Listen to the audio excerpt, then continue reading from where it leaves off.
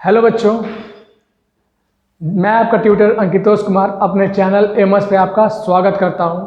तो जैसे कि आप लोगों ने पिछले पार्ट में पढ़ा था चैप्टर 4 स्ट्रक्चर ऑफ एटम के बारे में, और उस वीडियो में हमने एटम, उसके सब एटॉमिक पार्टिकल्स जैसे कि इलेक्ट्रॉन, प्रोटॉन और न्यूट्रॉन के बारे में पढ़ा था। उसके बाद फिर J Thomson model of an atom को पढ़ा था और काफ़ी चीज़ें उसमें हम लोगों ने देखी थी।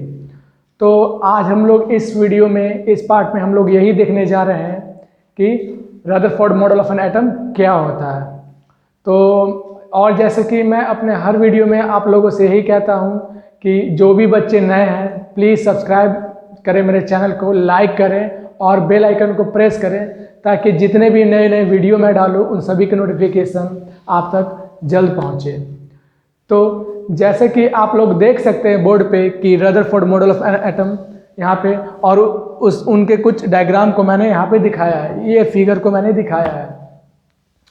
और साथ साथ मैं आपको दोबारा से फिर से कहना चाहता हूँ कि जो भी बच्चे को मैथ भी पढ़ना है, हमारे दूसरे चैनल राहुल टीचिंग सेंटर पे आप लोग ज़रूर विजिट करें और उस चैनल में क्लास 9 और 10 की वीडियो है, प्लेलिस्ट है, उसको ज़रूर एक्सेस करें।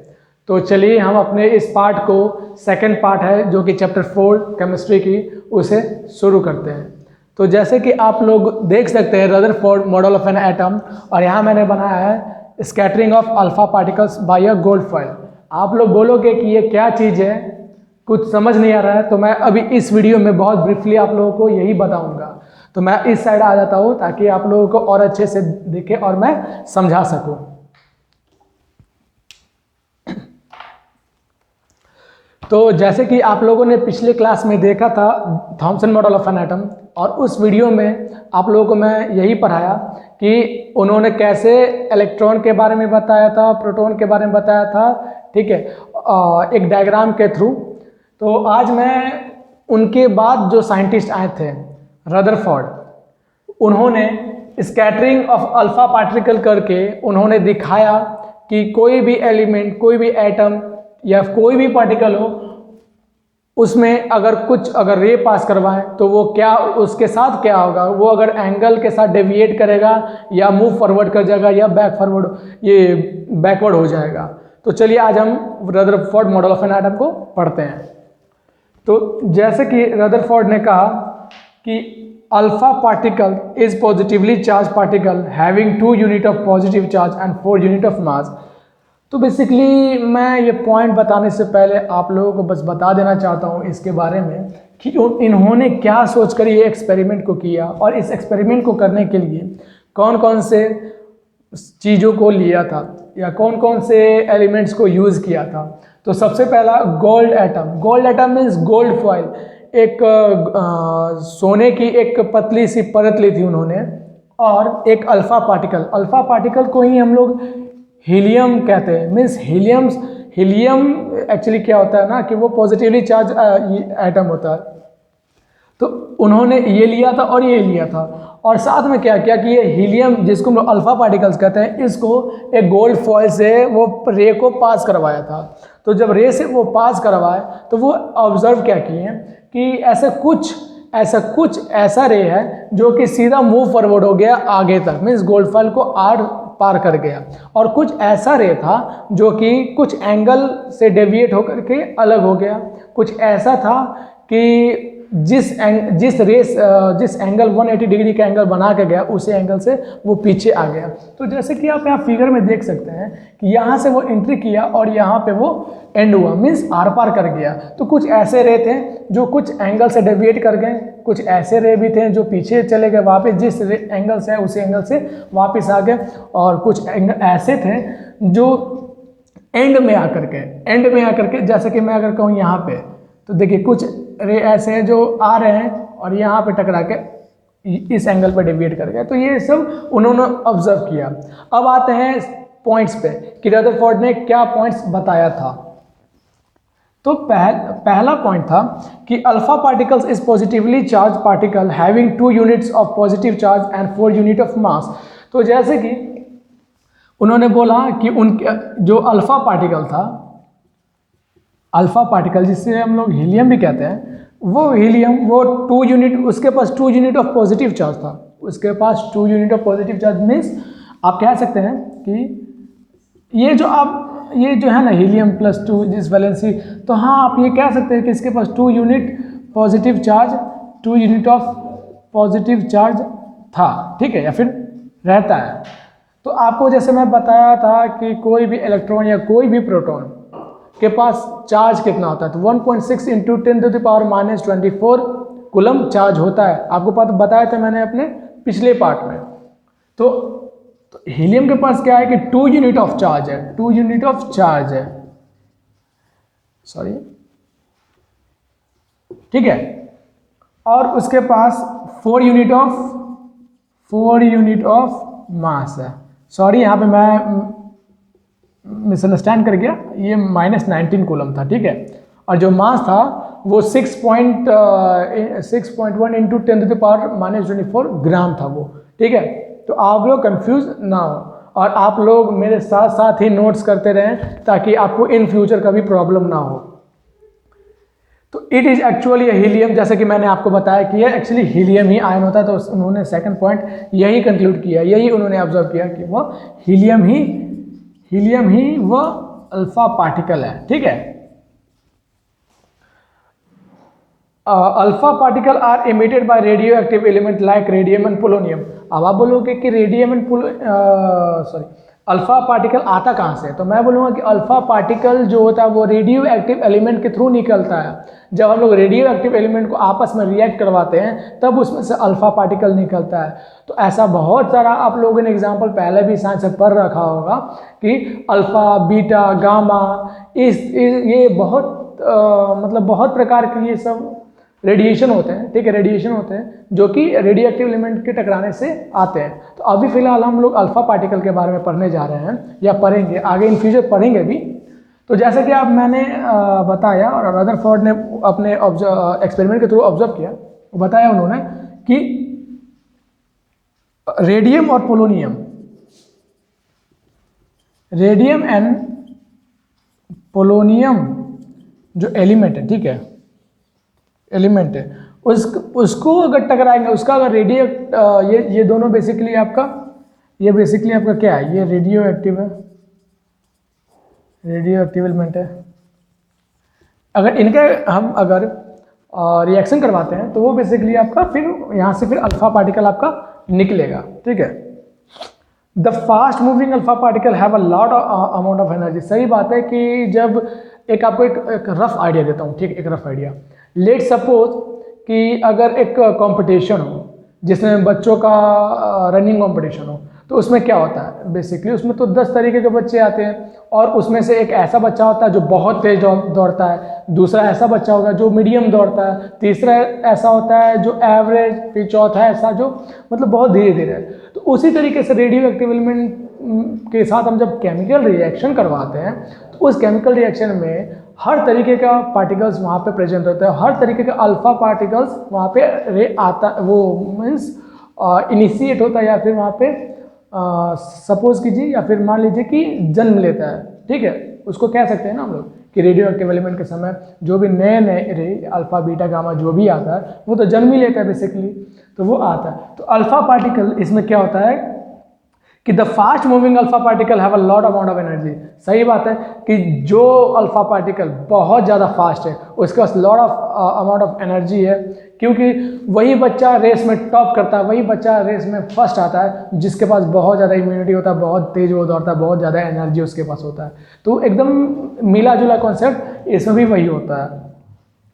तो यहाँ पे मैं लिख देता हूँ कि a fast moving alpha particles having a lot of energy, okay। और हाँ फ्रेंड्स, मैं आप लोगों को ये भी बता दूँ कि मैं इन सभी टॉपिक जो भी आप लोगों को पढ़ा रहा हूँ मैं अपने नोट से ही पढ़ा रहा हूँ। तो जो बच्चों को या जो ऐसे हैं जो जिन्हें लग रहा है कि नहीं उन्हें भी नोट्स की ज़रूरत है, तो आप प्लीज़ मुझे कमेंट्स कीजिए मैसेज पे, चैनल पे कीजिए या इंस्टाग्राम पे कीजिए, ताकि मुझे लगे और मुझे जैसे ही वो मैसेज मिले आप लोगों की, मैं इस नोट्स की PDF कॉपी आप लोगों तक पहुंचा सकूं। तो प्लीज़ आप लोग टेंशन ना लें और ऐसा ना सोचें कि मैं क्या सोचूंगा कि आप नोट्स मांगोगे। तो एकदम बेझिझक होकर के आप लोग मैसेज कर सकते हैं मुझे नोट्स से रिलेटेड। ओके, तो आते फिर टॉपिक पे आ जाते हैं वापस हम लोग। तो चौथा, जैसा कि मैंने आपको बताया, पचमा है क्या, they can penetrate through matter to some extent. सही बात है कि जिस अल्फा पार्टिकल के पास एनर्जी ज़्यादा होगा वो कोई भी पार्टिकल्स या फिर वो कोई भी मैटर को बहुत ईजिली ईजिली उसके पार जा सकता है, ठीक है, ईजिली उसको छेद कर सकता है। जैसे कि आप पहला वाला ये जो रे देख रहे हो, इसमें जो हीलियम पार्टिकल, ये अल्फा पार्टिकल जो है वो रे वो क्रॉस किया तो एकदम इसके पास एनर्जी इतना ज़्यादा था कि वो एकदम मीन्स गोल्ड फॉइल के आर पार हो गया। लेकिन कुछ ऐसा था जिसके पास एनर्जी बहुत कम है, तो कुछ एंगल से डेविएट कर जा रहा है, और कुछ के पास ऐसा था कि ये मैं आपको आगे बताऊंगा जब हम लोग Niels Bohr of an atom जब पढ़ेंगे टॉपिक, उसमें मैं आपको न्यूक्लियस के बारे में बताऊंगा। ओके, तो ये सभी बस एनर्जी के कारण ये कॉन्सेप्ट है। ओके, अब ये तो आपका बेसिक था कि रदरफोर्ड का क्या एक्सपेरिमेंट था, उसका ये पॉइंट था, ठीक है। उसके बाद अब आते हैं हम लोग कि जो रदरफोर्ड का एक्सपेरिमेंट जो किए थे उसका ऑब्जर्वेशन क्या वो निकाले थे, राइट। तो अभी आप लोग को मैं कुछ समय दे रहा हूँ, तब तक आप ये नोट्स कर लो, ठीक है। तब तक मैं दूसरे टॉपिक को इसी रदरफोर्ड के ऑब्जर्वेशन के बारे में मैं बताऊंगा, ये आप नोट कर सकते हैं।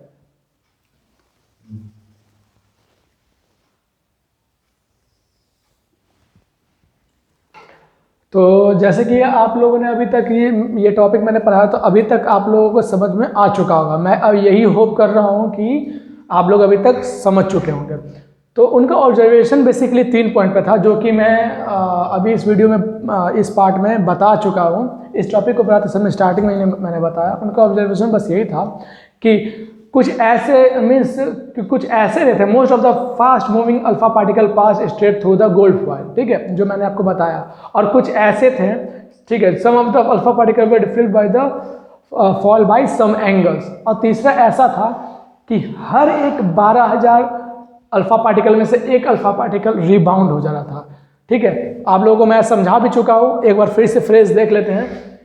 उनका कहना था, पहला पॉइंट क्या था कि जो फास्ट मूविंग, आप लोग नोट करते जाइए मेरे साथ प्लीज़, मैं यही रिक्वेस्ट कर रहा हूँ ताकि आप लोग को इन फ्यूचर दिक्कत ना हो। Fast moving alpha particle moves straight towards the foil.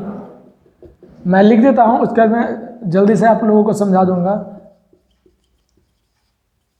Some of the alpha particles deviate by some angle. Third but not the least, every one alpha particle from 12,000 particle rebound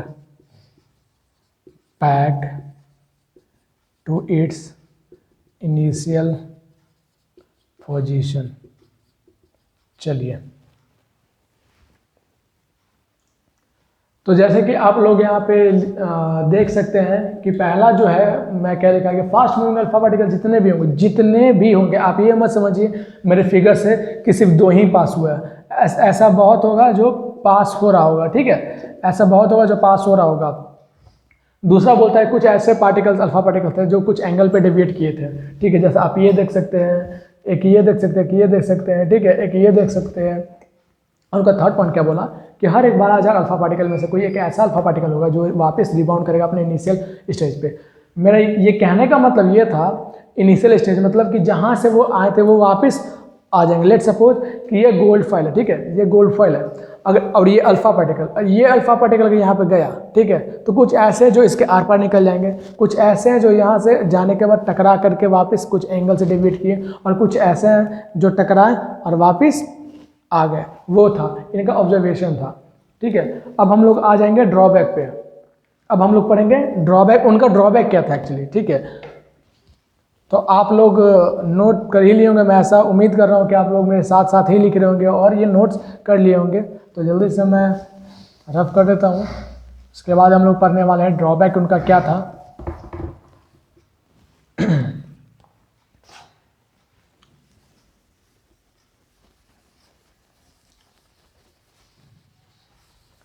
तो अब आते हैं drawback की।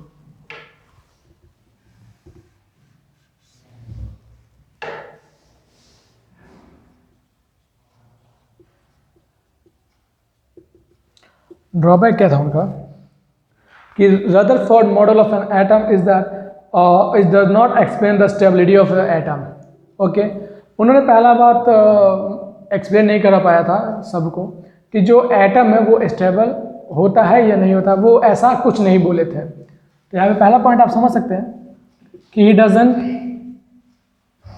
he doesn't explain about the stability about the stability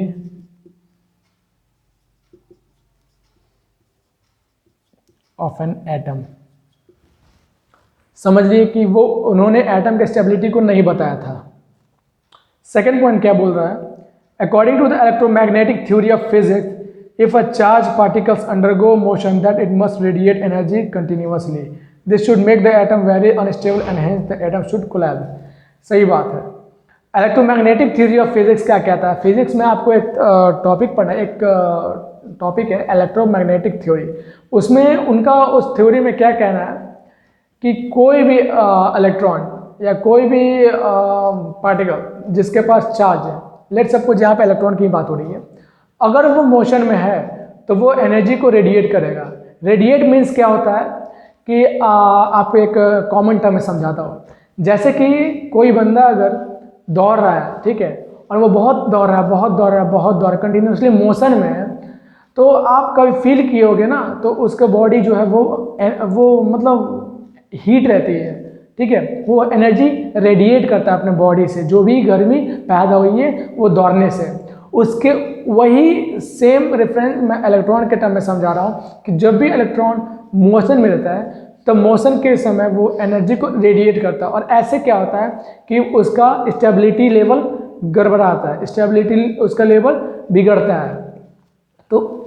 तो उन्होंने ये चीज़ को भी नहीं बताया था कि कोई भी अगर इलेक्ट्रॉन अगर मोशन में है या कोई भी charge particle, I am not saying about only electron, कि कोई भी charge particle, if any of the charge particle is in motion, then it should continuously radiate some amount of energy and then comes in the unstable stage।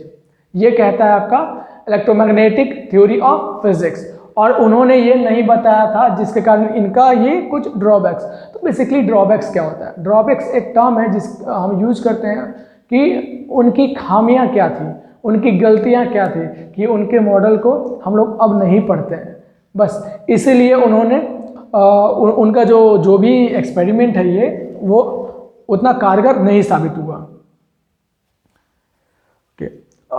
ठीक है, तो यहाँ तक उनका ये कुछ ड्रॉबैक्स था। तो अब हम लोग ये आई थिंक मुझे लिख देना चाहिए, according to electromagnetic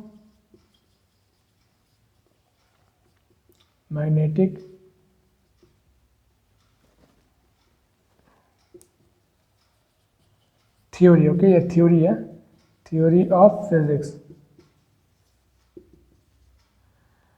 always some amount of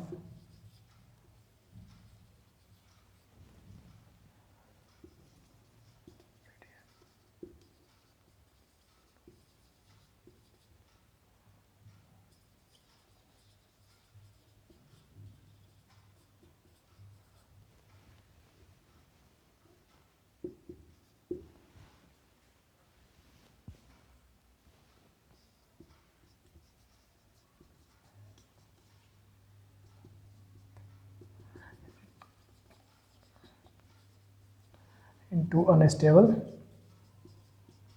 stage. और इसी पॉइंट के अगेंस्ट में नील्स बोर के बारे में नेक्स्ट मैं पढ़ाने जा रहा हूँ। तो उन्होंने इसी पॉइंट को मद्देनज़र रखते हुए फिर उन्होंने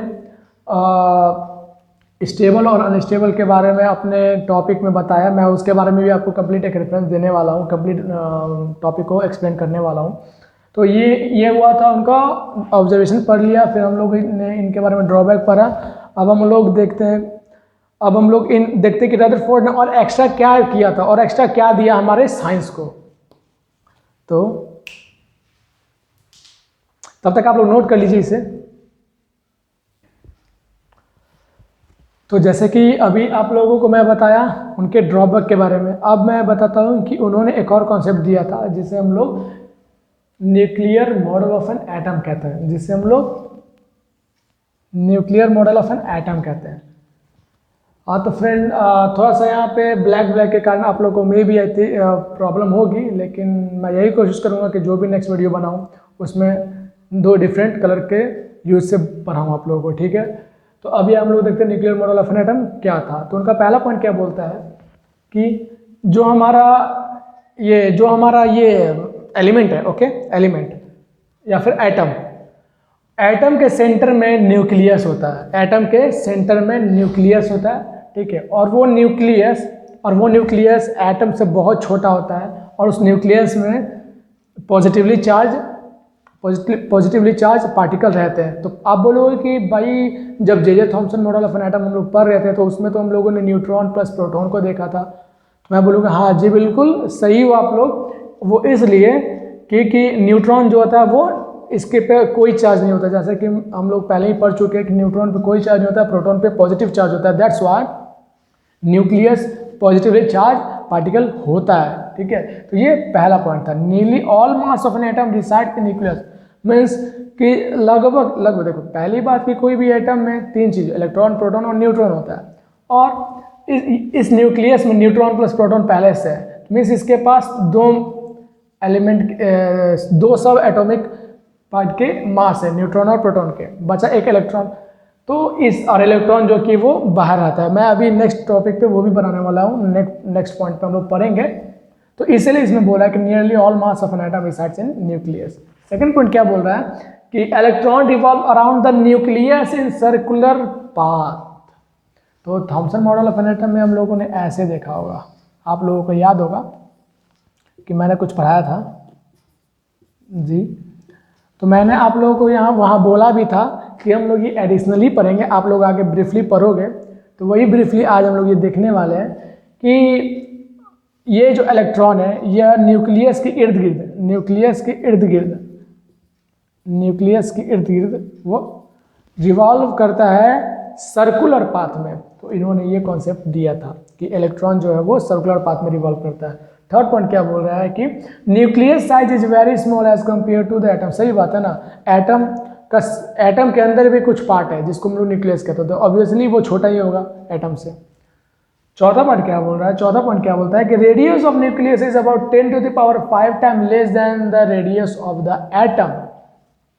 तो अभी जैसा पढ़े हम लोग पिछले पॉइंट्स में, थर्ड पॉइंट में, कि न्यूक्लियस जो है वो छोटा होता है एटम से। तो वहाँ जब छोटा होगा न्यूक्लियस से तो जाहिर सी बात है कि उसकी रेडियाई भी होगी या रेडियस जो होगी वो भी छोटी होगी इससे। तो कितनी छोटी होगी? 10⁵ टाइम लेस होगी। ओके, ये बोलता है आपका चौथा पॉइंट। पांचवा क्या बोल रहा है कि nucleus of an atom is very dense and hard. Nucleus जो है, यहाँ पे मैं लिख देता हूँ, आप लोग का मिसअंडरस्टैंड मत कीजिएगा, कि न्यूक्लियस जो है is hard and dense. Hard and dense का कहने का मतलब आप लोग पूछिएगा, तो आप लोग जब रदरफोर्ड का वो स्कैटरिंग वाला एक्सपेरिमेंट पढ़े होगा तो उसमें आप लोग भली बात ही देख चुके होंगे कि क्या कहने का कोशिश कर रहा हूँ मैं, समझे। ये भी मैंने पॉइंट को कवर अप कर दिया कि न्यूक्लियस के अंदर प्रोटॉन और न्यूट्रॉन होता है। ओके, और न्यूक्लियस की खोज कब हुई थी? आप maybe I think MCQ में पूछे या ना पूछे, लेकिन आप लोग जान लो कि न्यूक्लियस की खोज या invention, nucleus invent in 1911 by Ernest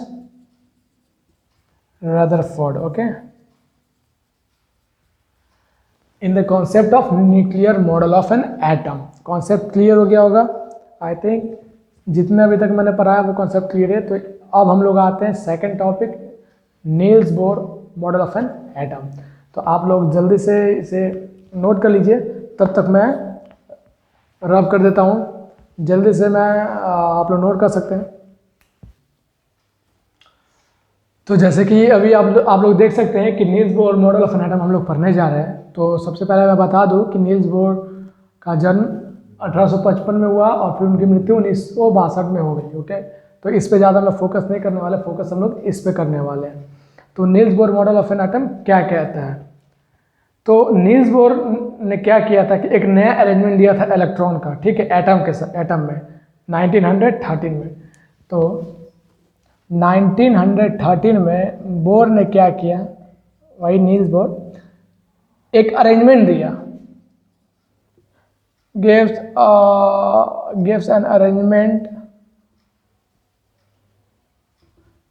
of electron in atoms, ठीक है। 1913 में उन्होंने ये एक अरेंजमेंट दिया।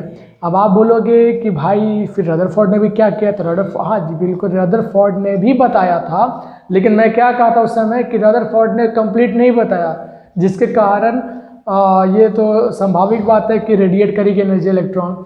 बट इन्होंने क्या किया कि वो एक कंप्लीट एक स्टेबिलिटी थ्योरी दिया, मीन्स कंप्लीट बताया उन्होंने।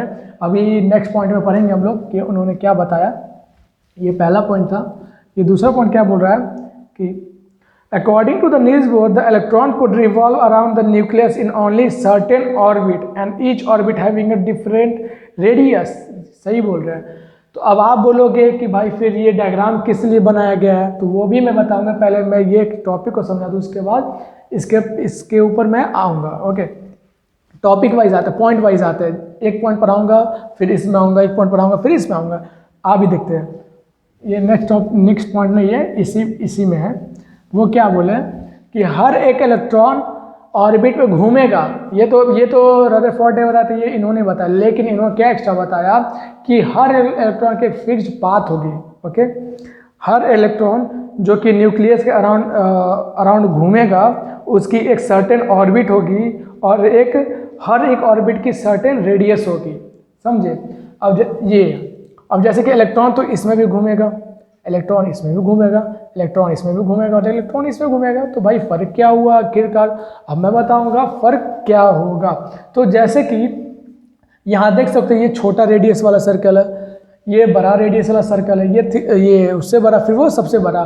तो ये ऐसे ही आगे चलता जाएगा। ये मतलब वो जाएगा, वो डिपेंड करता है एटम के ऊपर कि वो जो एटम है उसकी एटॉमिक नंबर कितनी है, वो उस पर डिपेंड करता है। वो आगे आप पढ़ोगे, मैं बताऊंगा उसके बारे में भी। तो उन्होंने बोला कि हर एक इलेक्ट्रॉन जो रिवॉल्व होती है अराउंड न्यूक्लियस की, वो एक फिक्स्ड पाथ पे होती है, और हर एक फिक्स्ड पाथ यानी हर एक फिक्स्ड ऑर्बिट, इसे हम लोग ऑर्बिट भी कहते हैं, ठीक है। इसे हम लोग ऑर्बिट कहते हैं। ऑर्बिट कहो, सेल कहो, दोनों एक चीज़ हुआ, ओके। ऑर्बिट का हर एक ऑर्बिट की रेडियस सेम होती है, डिफरेंट होती है। हर एक ऑर्बिट की रेडियस डिफरेंट होगी, इसकी डिफरेंट। सेकेंड पॉइंट पे क्या आते हैं?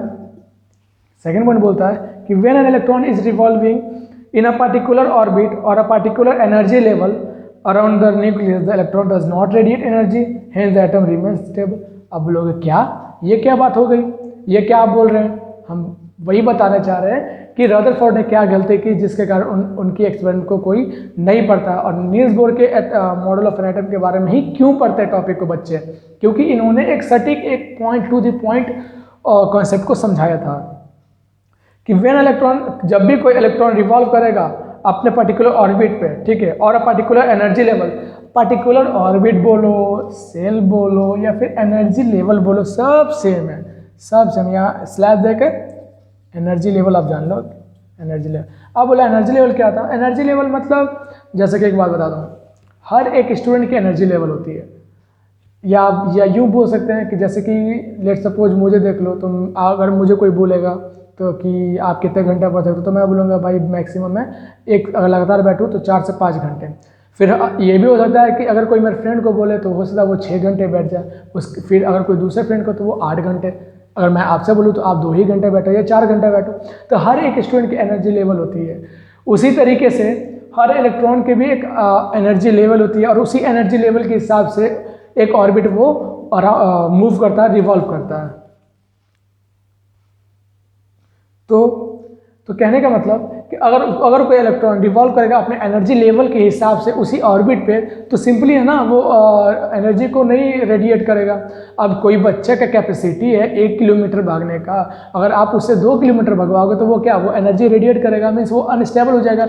मतलब वो 2 किलोमीटर दौड़ने का वो इधर गिरेगा उधर गिरेगा, वो उसका पैर लड़खड़ाएगा, उसके बॉडी से कंटिन्यूसली हीट रेडिएट होती रहेगी, एनर्जी रेडिएट होती रहेगी। और अगर उसे 1 किलोमीटर की जगह अगर आप उसे 500 मीटर दौड़ाओगे तो क्या होगा, वो स्टेबल वे में खड़ा रहेगा, क्योंकि वो एनर्जी लेवल के अंदर ही वो सब काम कर रहा है। उसी हिसाब से वही सेम कॉन्सेप्ट या इलेक्ट्रॉन के केस में होता है कि कोई भी इलेक्ट्रॉन को अगर उसके एनर्जी लेवल के हिसाब से अगर आप उसके ऑर्बिट में मूव करवाओ, ऑर्बिट पे वो मूव करेगा तो क्या होगा, वो एनर्जी रेडिएट नहीं करेगा। ओके, एनर्जी वो रेडिएट नहीं करेगा। समझ रहे हो? थर्ड पॉइंट बोल रहा है क्या कि the electron revolving rapidly around a nucleus in fixed circular path for energy level such as KLMNO PQ infinite तक जाएगा। तो इनका कहना क्या है कि जो इलेक्ट्रॉन है जो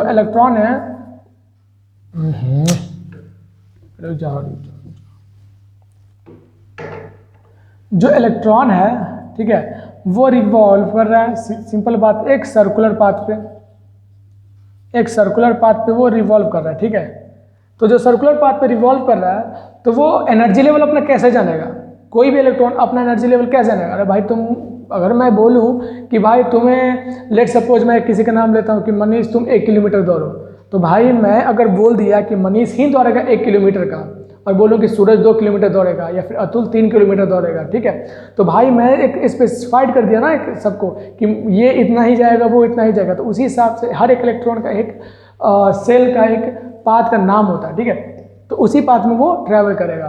तो वो पाथ क्या होता है, KLMNOP इन्फिनाइट, मतलब इन्फिनाइट तक तो नहीं जाता है, लेकिन कहने के लिए मैं बता दूं कि इन्फिनाइट तक जाता है। बेसिकली बहुत मैक्सिमम टू मैक्सिमम O और P तक ही जाते हैं। ठीक है, तो वैलेंसी निकालना भी हम लोग इसी तरीके से हम लोग आगे सीखेंगे। ठीक है, तो ये थर्ड पॉइंट बोलता है। फोर्थ पॉइंट क्या बोल रहा है कि there is a limit to the number of electron which is energy level can hold such a number of electron. अब बताते हैं क्या हो रहा है।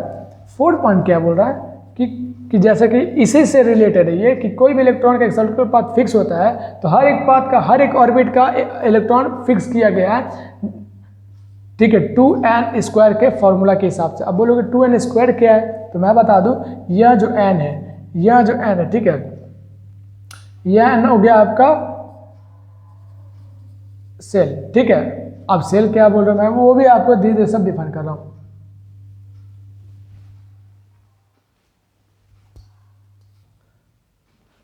तो जैसे कि मैंने आप लोगों को यहाँ पे फॉर्मूला बताया 2n², ये 2n² किसी भी एटम का आप मतलब कि इलेक्ट्रॉन के पोजीशन को आप यहाँ पे बता सकते हैं, यहाँ पे देख सकते हैं, चेक कर सकते हैं। ओके, तो यहाँ पे n क्या है, वो सेल है। ओके, सेल, ऑर्बिट, आप एनर्जी लेवल, आप कुछ भी कह सकते हैं।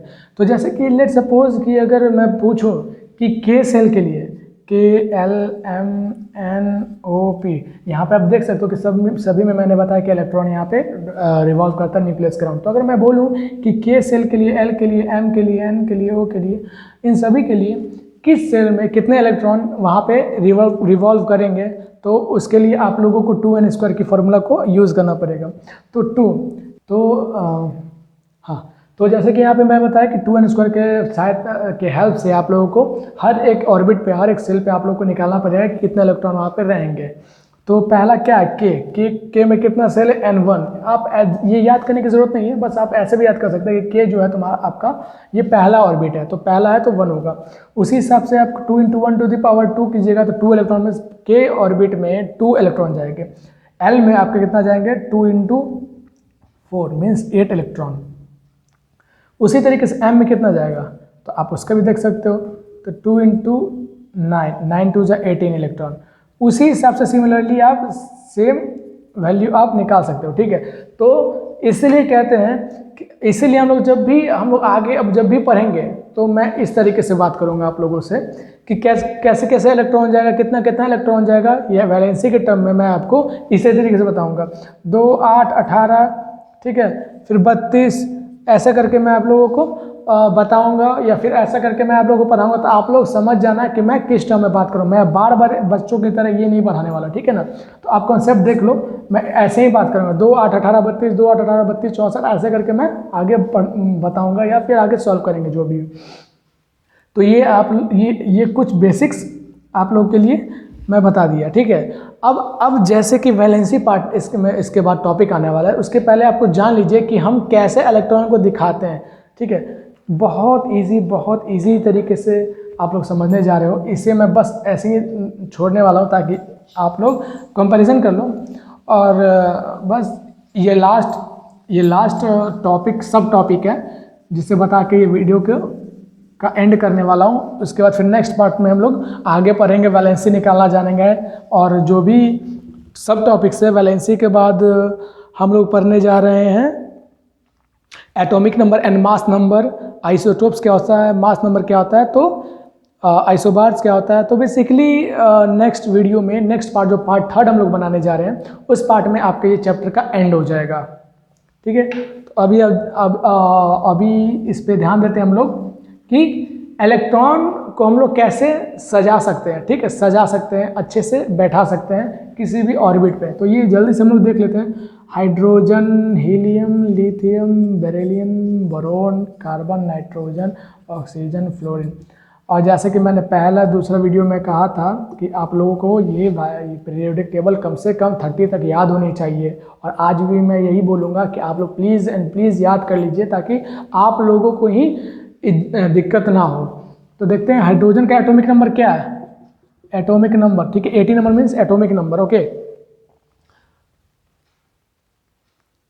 हाइड्रोजन का क्या है 1 है, ठीक है, 1। हीलियम का 2 3 4 5, ठीक है, ऐसा है। 2 मिनट, ठीक है ना, 6 7 8 9 ऐसा मतलब वो रहेगा। तो इसमें आपका एक ही ये हम लोग ये जो नंबर है ना एटॉमिक नंबर, इसके हिसाब से हम लोग वैलेंसी बोल रहा हूँ, सॉरी, ये हम लोग इलेक्ट्रॉन का अरेंजमेंट करेंगे।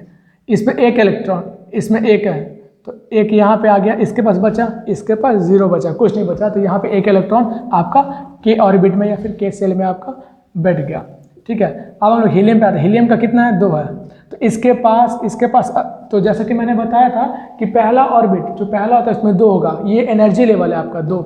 अगर 2 नहीं रहा तो वो डिसबैलेंस होगा, ये 2 ना रहा तो ये अनस्टेबल वे में आपका इलेक्ट्रॉन जाएगा। तो ये या फिर ये भी कह सकते हैं हम लोग कि अगर 2 से कम भी रहा तो चल सकता है, लेट एज्यूम ये चल सकता है, ठीक है, कम नहीं रहेगा, मतलब कि 2 अगर रहा ना 2 तो ठीक है, 1 रहा तो भी ठीक है, लेकिन अगर 3 हो जाता तो ठीक नहीं होता, ठीक है। वो ये बात है, ठीक है, आप उसको भूल जाओ, ठीक है, कि मैंने ये बोला कि अगर कम रहा तो फिर अनस्टेबल मोड में चला जाएगा, ठीक है। वो बस समझाने के टर्म में मैं आप लोगों को बता रहा था।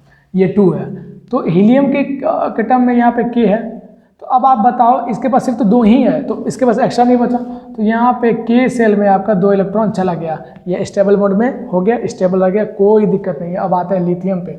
लिथियम के साथ क्या है, भैया, पहले आप इतना जान लो। पहले ये तो दोनों था, इजी में बता दिया, KLMN। आप अपने कॉपी पे कहीं भी इस तरीके का अगर स्ट्रक्चर बनाओगे तो KLMN बना लेना, और इसमें ऐसे लिखना कि हाइड्रोजन का कितना था तो 1 खत्म, हीलियम का 2 तो 2 खत्म, लिथियम का कितना होता है तो 3 होता है, लेकिन इसमें तो फर्स्ट 1 ऑर्बिट में यानी के में तो 2 ही जाएगा, बचेगा 1 एक्स्ट्रा 3, 3 में से 2 गया 1, तो फिर 1 ये L में चल जाएगा। अब हम बात करेंगे बेरिलियम का 4 होता है, इसमें 2 गया, बचा क्या 2।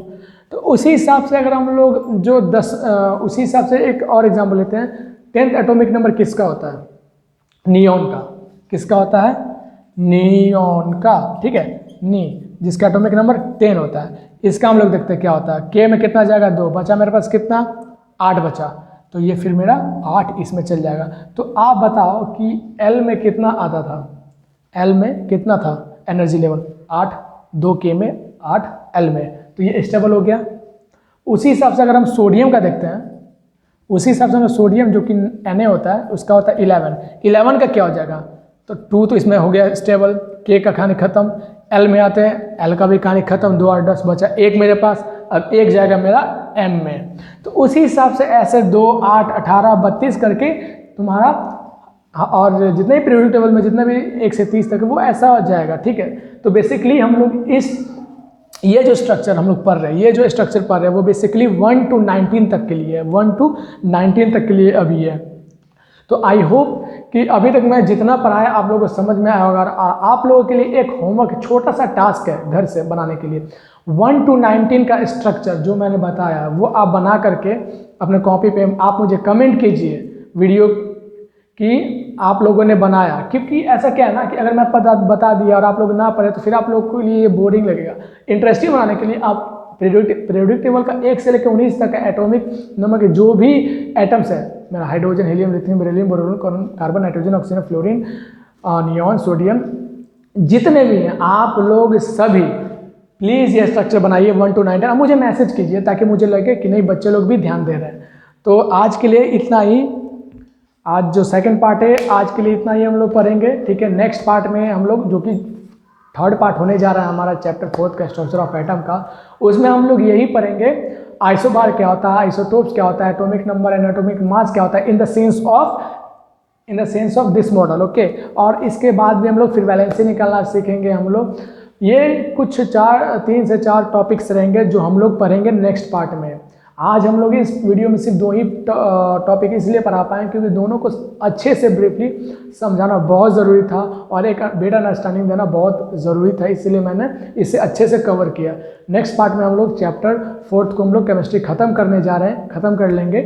और थर्ड पार्ट जब ख़त्म हो जाएगा हमारा ये चैप्टर, उसके बाद हम लोग फिज़िक्स पढ़ने जा रहे हैं। जी बिल्कुल, फिज़िक्स पढ़ेंगे क्योंकि बहुत बच्चों की का मैसेज आया मेरे पास कि अब फिज़िक्स को स्टार्ट किया जाए, क्योंकि पहले ही मैंने बता रखा कि अब बच्चों का दिसंबर में एग्ज़ाम आने वाले हैं, संत कैरेंस में भी अभी एग्ज़ाम चलने वाले हैं, तो उसके लिए मैं फिज़िक्स को स्टार्ट करूँगा।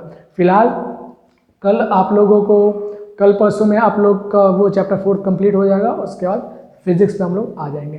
तो आई होप अभी तक मैंने जितने पार्ट्स पढ़ाए, जितने टॉपिक्स को कवर किए, आप लोगों ने अच्छे से समझा होगा और आप लोगों के पास एक रफ नोट्स होगा, ताकि आप लोग को एग्ज़ाम टाइम बुक खोल कर ना पढ़ना पड़े, मेरा ही नोट्स देकर एक बार चले जाओ। तो एटलीस्ट आप लोग अगर 50 मार्क्स का अगर असेसमेंट हुआ तो आप लोगों के पास आराम से 40 to 45 आराम से आप लोगों के आएंगे, ठीक है। तो आप लोग प्लीज़ मेरे लिखे हुए नोट्स को भी आप लोग नोट्स करते जाइए और अच्छे से पढ़िए।